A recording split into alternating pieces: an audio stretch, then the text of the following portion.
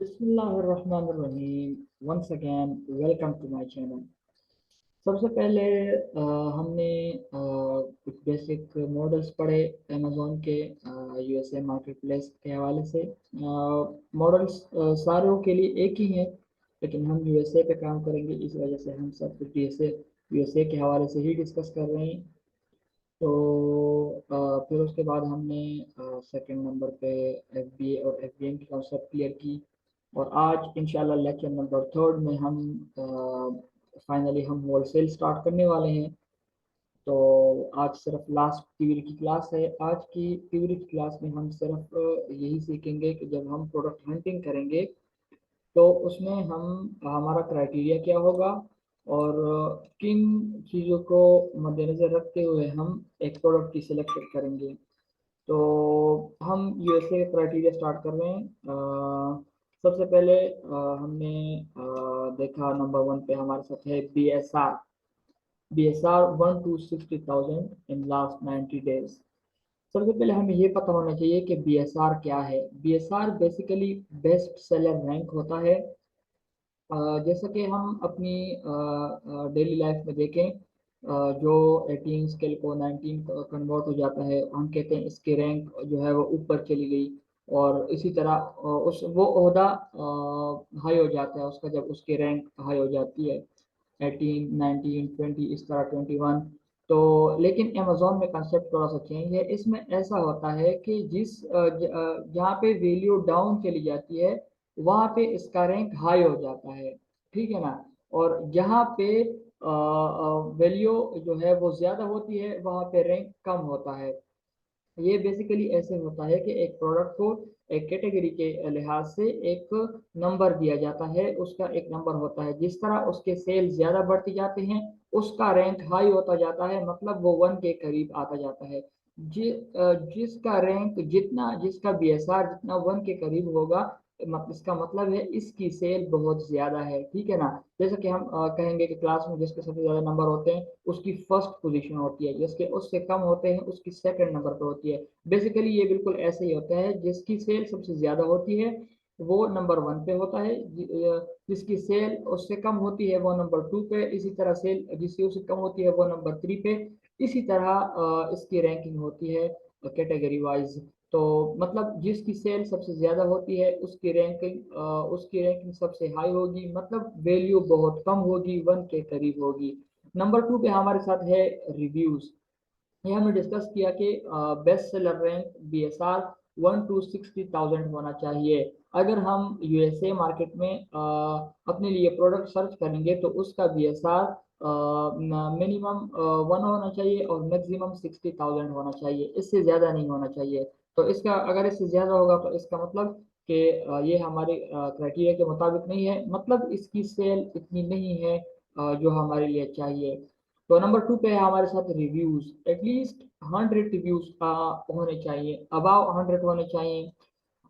Reviews basically जो आपके customer होते हैं, जो कस्टमर होते हैं जिस जो प्रोडक्ट आप सर्च करते हैं उस प्रोडक्ट को उस प्रोडक्ट का एक्सपीरियंस हम कह सकते हैं कि उस प्रोडक्ट का एक्सपीरियंस, जो लोगों का एक्सपीरियंस उस प्रोडक्ट के हवाले से होता है।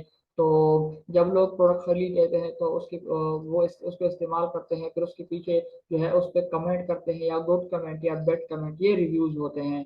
तो उस प्रोडक्ट के हवाले से अच्छे रिव्यूज कम से कम 100 होने चाहिए, इससे ज़्यादा जितने भी हों वो हमारे लिए बेस्ट है। नंबर थ्री पे हमारे साथ आता है रेटिंग। रेटिंग रेटिंग भी बेसिकली रेटिंग और रिव्यूज बेसिकली एक ही चीज़ है। रेटिंग भी यही है, हम नंबर कह सकते हैं कि आउट ऑफ 5 कम से कम उसके 4 से अबाव होने चाहिए। 4.2 यहाँ पे लिखा गया है, लेकिन 4 भी है, 4 भी हो तो 4 भी ठीक है, 4 भी अच्छे रिव्यूज हैं। नंबर थ्री पे फोर पे हमारे साथ है, सॉरी, नंबर फोर पे हमारे साथ है अमेजोन नॉट सेलिंग ऑन और out of stock. Number four पे हमारे साथ है कि उस प्रोडक्ट में या तो अमेजोन बिल्कुल हो ही ना, अगर है तो आउट ऑफ स्टॉक होना चाहिए। नंबर फाइव पे हमारे साथ है dominated, should not be dominated by all old sellers. ये एक मेन पॉइंट है कि ब्रांड जो है वो डोमिनेट नहीं होना चाहिए। अगर ब्रांड हो या अमेजोन हो जो भी हो वो डोमिनेंट नहीं होना चाहिए। डोमिनेंट का मतलब क्या होता है कि वो सारा मार्केट का पैसा उसके पास नहीं जाना चाहिए। बाय बॉक्स रोटेशन, इसके बाद हम डिस्कस करेंगे प्रोडक्ट हंटिंग में कि बाय बॉक्स रोटेशन क्या होता है और उसमें हम डोमिनेंट कैसे देखेंगे। डोमिनेंट परसेंटेज होती है एक प्रोडक्ट की, जो कि फॉर एग्जांपल मुख्तलिफ 5 शेयर्स हैं, उसमें से अगर 80% या 80 से अबाव एक बंदे को मिल रहा है तो इसका मतलब है कि ये मार्केट पे डोमिनेंट है, इस प्रोडक्ट पे ये डोमिनेंट है। तो इस तरह का एक बंदा डोमिनेंट नहीं होना चाहिए, सारी सेल एक ही बंदे के पास नहीं जानी चाहिए। नंबर 6 पे हमारे साथ है new offers. New offer, new number of sorry number of competitive seller 4 to 20। ये हमारे साथ हमें हमें कहते हैं कि कम से कम 4 होने चाहिए और ज्यादा से ज्यादा 20 होने चाहिए। कम से कम 4 क्यों होने चाहिए? कम से कम 4 इसलिए होने चाहिए, अगर 4 से कम हो तो उसे हम प्राइवेट लेवल कंसिडर कर सकते हैं, क्योंकि प्राइवेट लेवल में हमारे साथ एक बंदे का अपना ही ब्रांड होता है। और ऐसा भी पॉसिबल है कि एक बंदा अपना ही ब्रांड अपने दो मुख्तलिफ और अकाउंट से एक साथ म्यूटू कर ले और एक प्रोडक्ट से 3 4 अकाउंट पे जो है वो सेल कर रहा हो। तो ऐसा अगर 4 से ज्यादा होंगे तो इसका मतलब कि मुख्तलिफ सेलर्स हैं, एक बंदे का अपना ब्रांड नहीं है, एक बंदे का जाती ब्रांड नहीं है। और प्राइवेट लेवल क्या है ये हम डिटेल से डिस्कस कर चुके हैं। तो ये हम इसी वजह, और 20 से ज्यादा इसी 20 से ज्यादा इसी वजह से नहीं होनी चाहिए। फिर उसके बाद जो हम कहते हैं एक खिचड़ी सी बन जाती है, तो बहुत ज्यादा हो जाते हैं, फिर बाय बॉक्स रोटेशन वगैरह हमें मौका मिलना ये काफी मुश्किल हो जाता है। तो 20 से ज्यादा ना हो और 4 से कम ना हो नंबर ऑफ सेलर्स एक प्रोडक्ट के। तो इसके बाद है सेल इक्विटी, एटलीस्ट 30 सोल पर सेलर। ये है कि एक ही बंदे को कम से कम 30 सेल्स मिलने चाहिए। बेसिकली फॉर एग्जांपल अभी अगर हम बात करें इसकी नंबर ऑफ 7 की, कि अगर एक बंदे को 30 सेल कम से कम मिलने चाहिए, तो अगर अगर हमें फॉर एग्जांपल 120 या 150 शेयर्स आ रहे हैं, 4 5 बंदे हैं, तो इसमें हर बंदे के पास कम से कम 30, कम से कम 30 सोल जो है वो उसके सोल्ड होने चाहिए, उसके फरोख्त हो जाने चाहिए एक बंदे के। तो इसका नंबर 7 का मतलब ये है कि हर बंदे को कम से कम 30 जो सेल जो हैं वो आने चाहिए। और नंबर 8 का मतलब है एटलीस्ट 2 FBA सेलर होने चाहिए। FBM जितने भी हों लेकिन FBA 2 होने चाहिए। यहाँ पे हम ऊपर अगर हम देखें तो हम यूएसए के हवाले से डिस्कस कर रहे हैं कि मतलब यूएसए का क्राइटेरिया क्या है, अगर हम होलसेल को देखें तो इसी वजह से हम एटलीस्ट 2 FBA होने चाहिए, क्योंकि हम FBA ही करेंगे और यूएसए में FBA ही करेंगे, तो इस वजह से कम 2 FBA होने चाहिए। और पैकेज वेट अंडर 2 kg होना चाहिए। अंडर 2 kg क्यों होना चाहिए? अंडर 2 kg इस वजह से होना चाहिए कि अगर वेट ज़्यादा होगा तो उस पर चार्जेस, फीस वगैरह, डिलीवरी चार्जेस ये बहुत ज़्यादा आएंगे। तो इससे अगर कम होंगे तो हमारे खर्चे थोड़े से कम होंगे। तो अगर अभी नंबर 10 पे हमारे साथ है रेवेन्यू। 4,000 रेवेन्यू कम से कम एक प्रोडक्ट की होनी चाहिए। फॉर एग्जांपल अगर उसके साथ 5 6 लोग होंगे, फॉर एग्जांपल अगर 5 लोग हैं तो अगर हम इसको 4,000 पे डिवाइड करें तो इसमें हमारे साथ आता है तकरीबन 800 हर बंदे को मंथली मिलेंगे, $800। और अगर 4 बंदे हैं तो 1,000 हर बंदे को मिलेंगे। तो इसी तरह अगर बंदे ज्यादा होंगे तो हर बंदे को कम कम हिस्सा मिलेगा, और अगर बंदे जो हैं वो कम हैं तो हर एक को ज्यादा ज्यादा हिस्सा मिलेगा, और अगर बंदे ज्यादा हैं तो हर एक को कम कम हिस्सा मिलेगा। तो इसी वजह से कम 4,000 रेवेन्यू उस प्रोडक्ट की होनी चाहिए, मंथली रेवेन्यू। और अगर हम प्राइस की बात करें, प्राइस 12 से ज्यादा होनी चाहिए, 12 से कम नहीं होनी चाहिए। 12 से कम क्यों नहीं होनी चाहिए? क्योंकि फिर उस पर प्रॉफिट हमें कम बचता है, उस पर अखराजात वगैरह जाते हैं, उसकी फीस, उसकी डिलीवरी फीस, FBA फीस वगैरह हम कैलकुलेट कर लेंगे, तो उसमें हमें प्रॉफिट बहुत कम बचता है। इस वजह से हम कहते हैं कि प्राइस जो है वो कम से कम 12 से ज़्यादा होनी चाहिए। ये अमेजोन प्राइस की बात कर रहा हूँ कि अमेजोन प्राइस 12 से ज़्यादा होनी चाहिए। सोर्सिंग प्राइस जितनी कम होगी उतना हमारे लिए प्रॉफिट होगा। इसके बाद है वेरिएशंस। वेरिएशंस बेसिकली किस्मों को कहते हैं।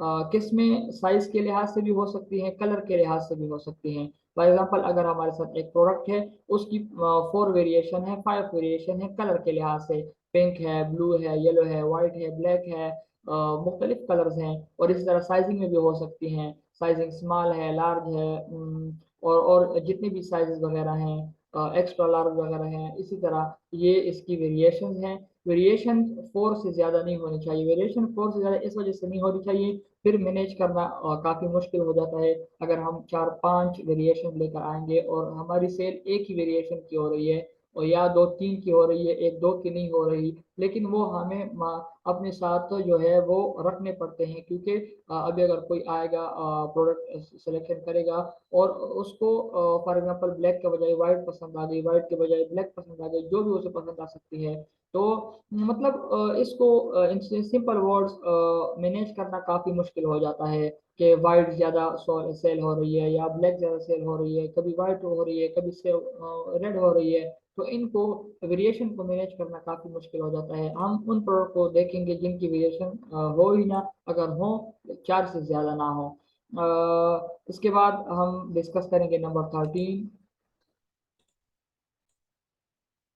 यहाँ पे 13 नंबर पे हम डिस्कस करेंगे कि ये है preferably at least 12 FBA seller having feedback less than 500। ये रिव्यूज की बात यहाँ पे हो रही है कि 2 FBA हमारे पास, कम से कम 2 FBA 500 से उनकी रिव्यूज कम होनी चाहिए। 500 से रिव्यूज कम इसलिए होनी चाहिए ताकि हमें पता चले कि ये न्यूज सेलर्स हैं, और इनका जब ये न्यूज सेलर्स हैं, ये लोग अच्छा खासा कमा रहे हैं, तो हमें भी हिस्सा मिलेगा। और net profit should be at least $2.5 और 10% margin at average 90 days price. अगर हम 14 को देखें तो इसमें लिखा है कि हमारी कम से कम नेट मार्जिन 10 होनी चाहिए, लेकिन 10 भी बहुत कम है, कम से कम 15 होनी चाहिए। अगर हम $100 की एक चीज़ अमेजोन पे सेल कर रहे हैं, तो उसमें कम से कम $15 हमें प्रॉफिट होना चाहिए। और अगर हम 15 की बात करें, category do all get it and unget it, can do all get it and unget it,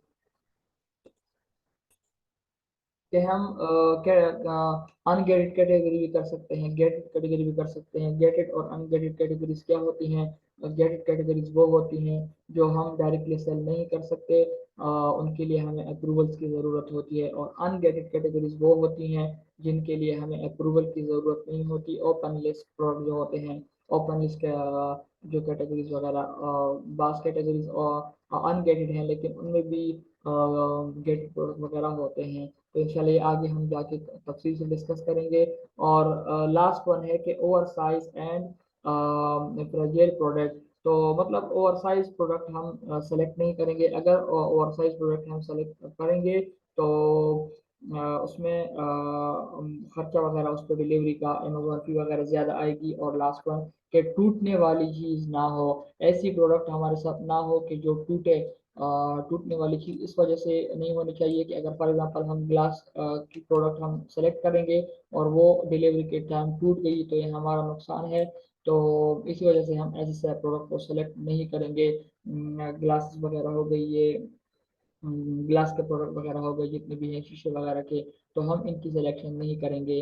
तो आज के लेक्चर में हमने यही डिस्कस किया कि हम इस क्राइटेरिया को यूज़ करके एक अच्छी प्रोडक्ट की सिलेक्शन करेंगे। इंशाल्लाह नेक्स्ट क्लास में हम प्रोडक्ट हंटिंग स्टार्ट करेंगे।